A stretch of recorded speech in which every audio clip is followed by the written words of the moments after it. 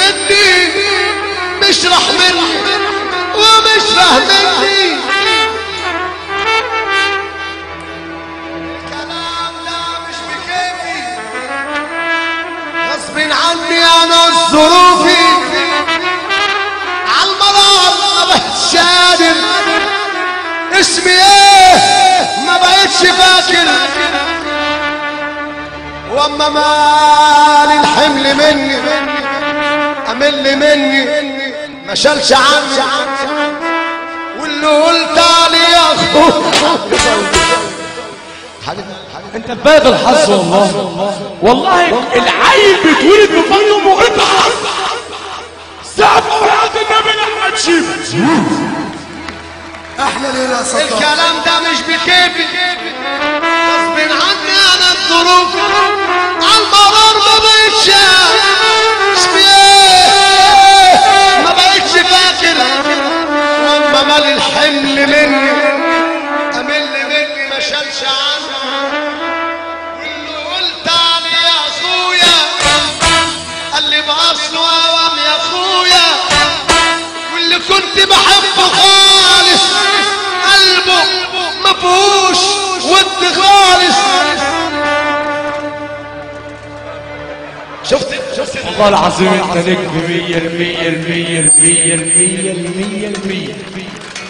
طب حلقة طلع السنة راضينا عليه وعاد النبي نقبل السنة يا جدع حرام عليك العبدين احمد عديد الله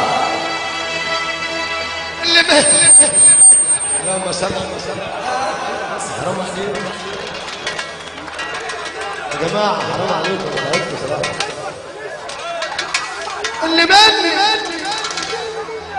الكلام ده مش بكيفي غصب عني انا ظروفي عالمرار ما بقتش قادر اسمي ايه ما بقتش فاكر. واما مال الحمل مني امل مني ما شالش عني واللي قلت عليه يا اخويا قال لي باصله اوام يا اخويا يا عم فداك اي حاجه واللي كنت بحبه خالص قلبه مفهوش ود خالص. شفت منكم حاجه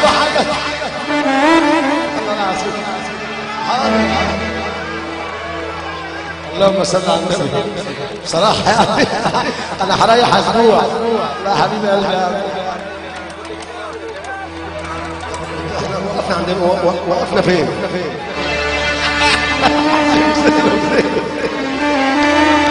احنا ماشيين الشباب 100% على طلع المنشار.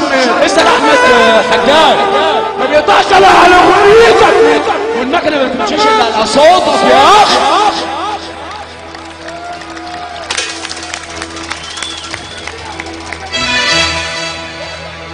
واللي قلت عليه يا اخويا قال لي باصله يا اخويا واللي كنت بحبه خالص قلبه ما فيهوش ود خالص.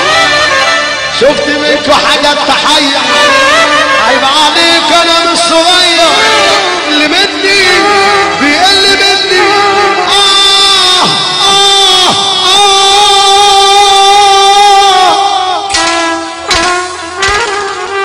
اللي يحب النبي بقى يقوم يقف.